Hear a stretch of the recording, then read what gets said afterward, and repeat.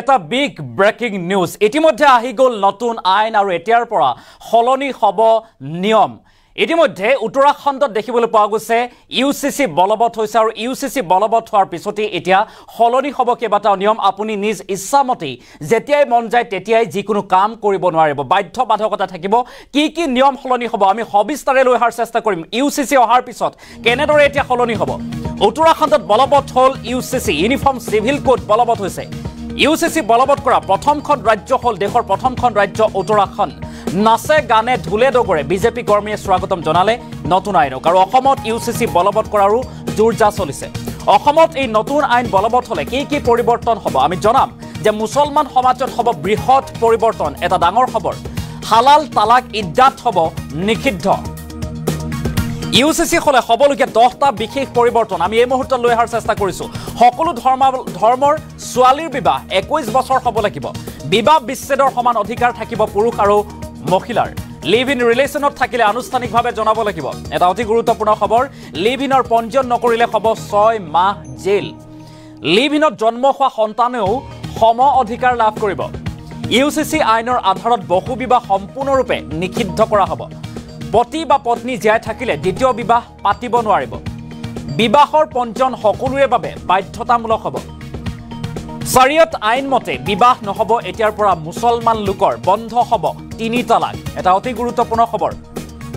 আইনী প্ৰক্ৰিয়াৰে সকলোৱে কৰিব লাগিব বিবাহ বিচ্ছেদ উত্তৰাখণ্ডৰ পাছত অসমতো শীঘ্ৰে বলবৎ হোৱাৰ সম্ভাৱনা ইউনিফৰ্ম সিভিল কোড আমি উল্লেখ কৰিছো ইতিমধ্যে যে উত্তৰাখণ্ডত ইতিমধ্যে বলবৎ হৈছে ইউচিচি অহাৰ পিছতে এতিয়া কি ধৰণৰ পৰিৱৰ্তন হ'ব আমি সেই কথা উল্লেখ কৰিছো আৰু এনেদৰে উত্তৰাখণ্ডত বিধানসভাত ইউচিচি বলবৎ হোৱাৰ পিছতে গৃহীত হোৱাৰ পিছতে এনেদৰে বিজেপি কৰ্মীসকলে নাচে গানে স্বাগতম জনোৱা দেখিবলৈ পোৱা গৈছে নতুন আইন আৰু নতুন আইনক লৈ এনেদৰে উৎফুল্লিত হৈ পৰিছে এতিয়া বিজেপি কৰ্মী আমি সেই দৃশ্যাংশ দেখুৱাৰ চেষ্টা কৰিছো অসমত ইউচিচি বলবৎ কৰাৰো জোজা চলোৱা হৈছে লক্ষণীয় বিষয়টো হৈছে অসমত এই নতুন আইন বলবৎ হ'লে কি বিশেষ পৰিৱৰ্তন হ'ব আমি সেই তথ্য সবিস্তাৰে লৈ অহাৰ চেষ্টা কৰিছো মুছলমান সমাজত হ'ব বৃহৎ পৰিৱৰ্তন এটা ডাঙৰ খবৰ হালাল তালাক ইদ্দাত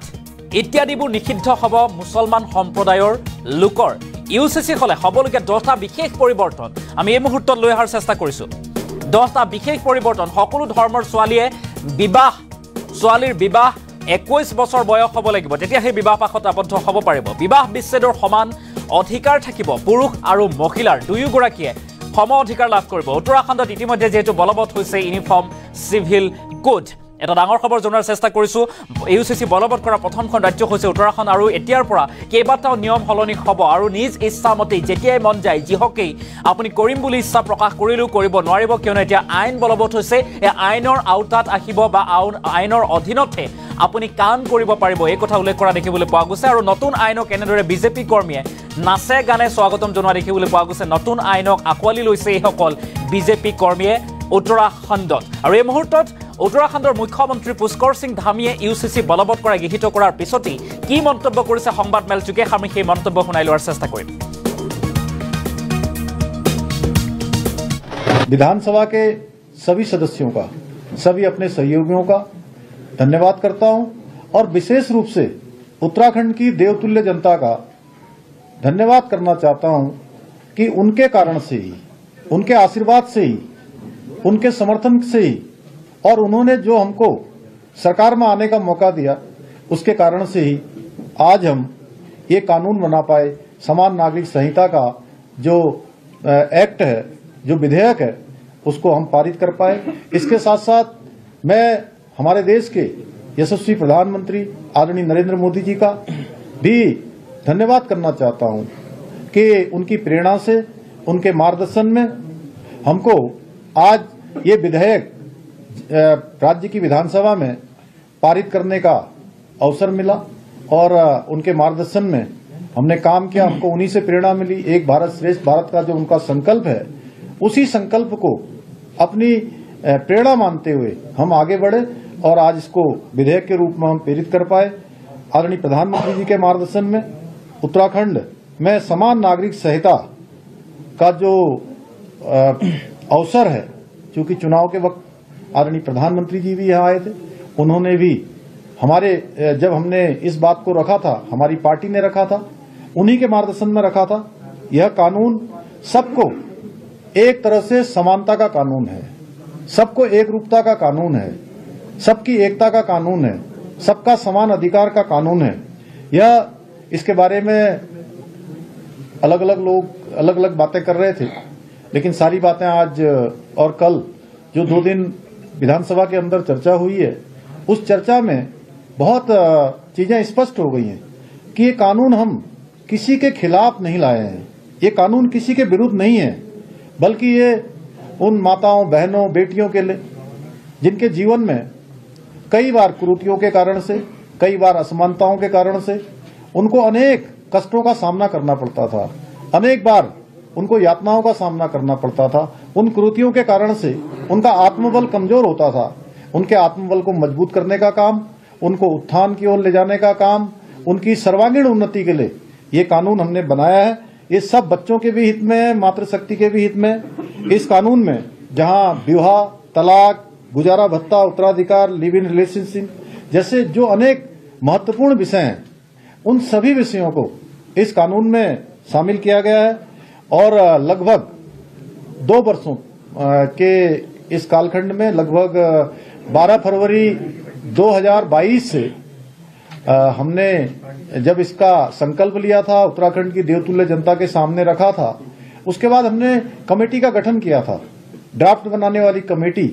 उन कमेटी के सदस्यों का भी मैं उनका भी दिल से उनका धन्यवाद करना चाहता हूं। उन्होंने विभिन्न वर्गों के बीच में जाकर उस कमेटी ने काम किया, विभिन्न धार्मिक संगठनों के लोगों से भी बात की, उन्होंने जनजातियों के बीच में जाकर भी बात की, अनेक संगठनों से बात की और लगभग 10,000 लोगों से कमेटी ने प्रत्यक्ष रूप से संवाद किया और 2,33,000 के लगभग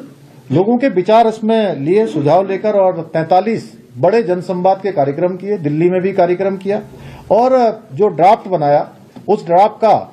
हमने आकलन किया, हमारी मंत्रिपरिषद ने उसका आकलन किया, परीक्षण किया और उसके बाद उसको विधानसभा में विधेयक के रूप में प्रस्तुत किया। आज ये विधेयक पारित हो गया है और मैं देवभूमि उत्तराखंड की देवतुल्य जनता का धन्यवाद करना चाहता हूं, विधानसभा के सभी सदस्यों का जिन्होंने इसमें सहभागी होने का, जिनको ये अवसर मिला है, जिनके हाथों ये शुभ काम हुआ है, उन सब का धन्यवाद करता हूं। और आदरणीय प्रधानमंत्री जी का विशेष रूप से धन्यवाद करते हुए कि उत्तराखंड की देवतुल्य जनता की तरफ से कि देश बनाने की तरफ उत्तराखंड आगे बढ़ा है, उत्तराखंड ने शुरुआत की है और भारतवर्ष के अन्य राज्यों से भी हमारी अपेक्षा रहेगी कि हमने इसको यहाँ पारित कर दिया है, यहाँ एक्ट बना दिया है, महामहिम राष्ट्रपति जी के यहाँ इसको भेजेंगे और जल्दी महामहिम राष्ट्रपति जी के यहाँ से जैसे ही हमको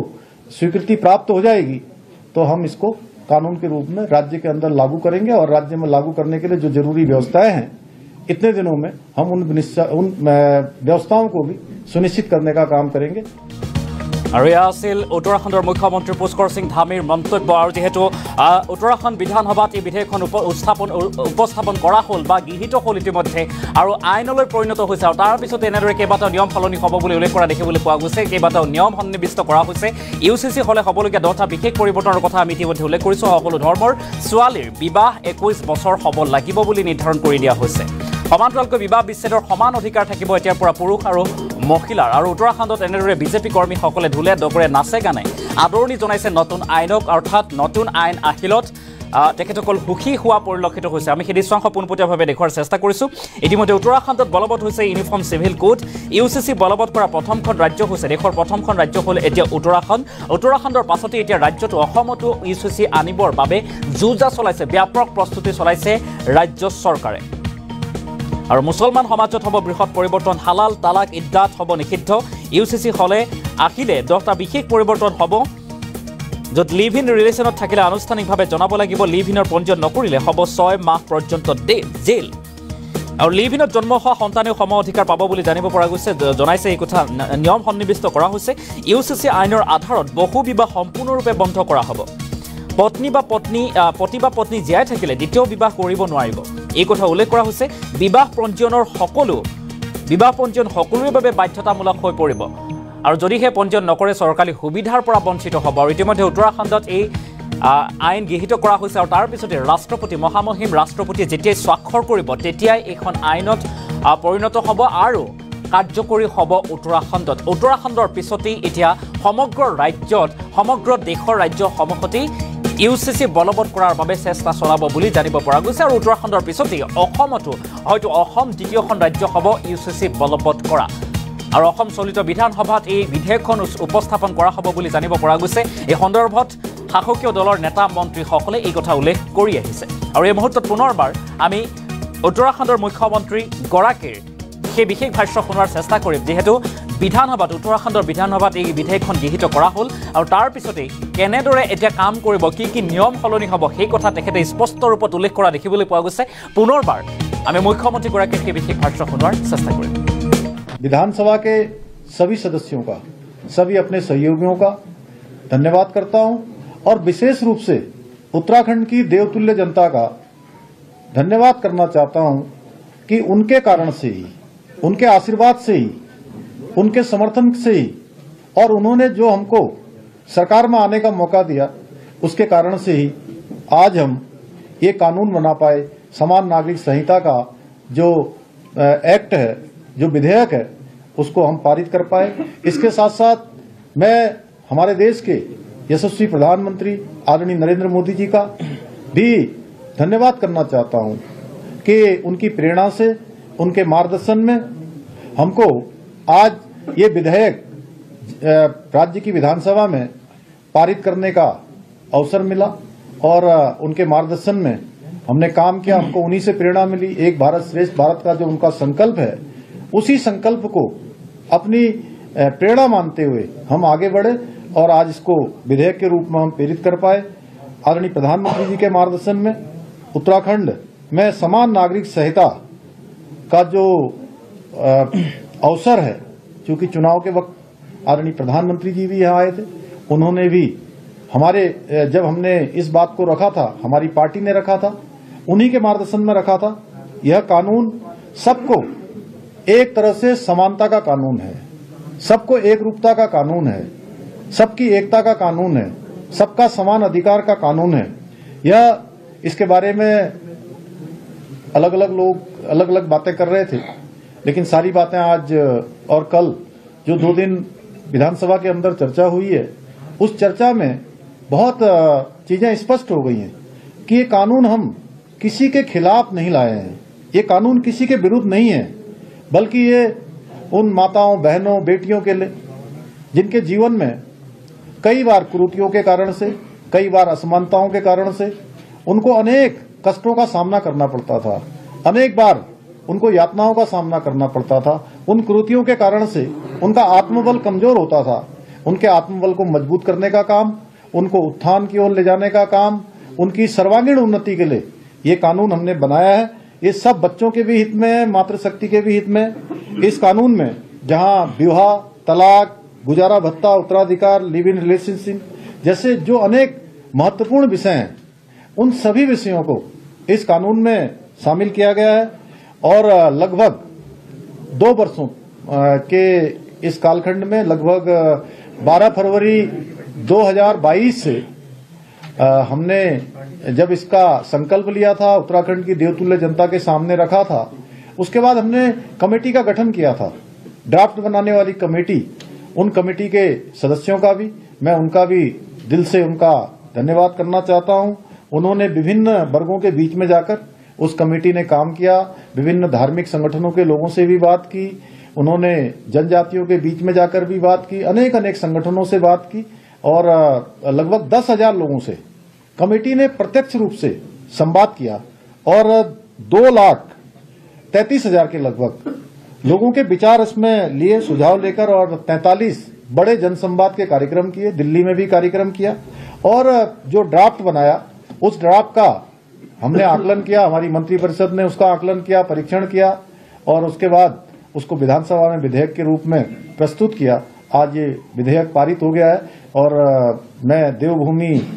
उत्तराखंड की देवतुल्य जनता का धन्यवाद करना चाहता हूं, विधानसभा के सभी सदस्यों का जिन्होंने इसमें सहभागी होने का, जिनको ये अवसर मिला है, जिनके हाथों ये शुभ काम हुआ है, उन सब का धन्यवाद करता हूं और आदरणीय प्रधानमंत्री जी का विशेष रूप से धन्यवाद करते हुए कि उत्तराखंड की देवतुल्य जनता की तरफ से कि देश बनाने की तरफ उत्तराखंड आगे बढ़ा है, उत्तराखंड ने शुरुआत की है और भारतवर्ष के अन्य राज्यों से भी हमारी अपेक्षा रहेगी कि हमने इसको यहाँ पारित कर दिया है, यहाँ एक्ट बना दिया है, महामहिम राष्ट्रपति जी के यहाँ इसको भेजेंगे और जल्दी